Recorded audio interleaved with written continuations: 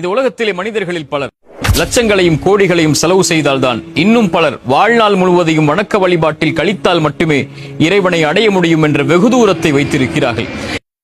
இறைத்தூதருடைய இந்த செய்தி இவர்களுக்கெல்லாம் ஆச்சரியத்தை கொடுக்கும்.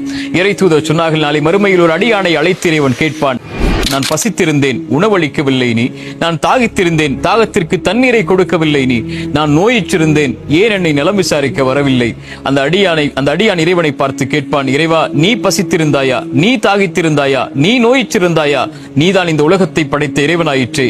அந்த அடியானை பார்த்து இறைவன் சொல்லுவான், என் அடியானில் ஒருவன் பசித்திருந்தான், அவனுக்கு உணவை கொடுத்திருந்தால் அங்கே என்னை பெற்றிருப்பாய். அவனுடைய தாகத்திற்கு தண்ணீரை கொடுத்திருந்தால் அங்கே என்னை பெற்றிருப்பாய். அவனுடைய நோய்க்கு செலவழிக்க அல்ல, நலம் விசாரிக்க சென்றிருந்தால் என்னை நீ அங்கே பெற்றிருப்பாய்.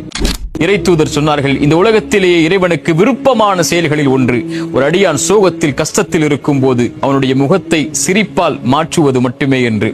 ஒரு பாதையில் இடையூறு தரக்கூடிய ஒரு முள்ளை அகற்றினால், ஒரு பூனைக்கு தண்ணீர் கொடுத்தால், ஒரு நாய்க்கு உணவளித்தால் கூட, இந்த எளிய முறைகளில் கூட இறைவனை அடையலாம்.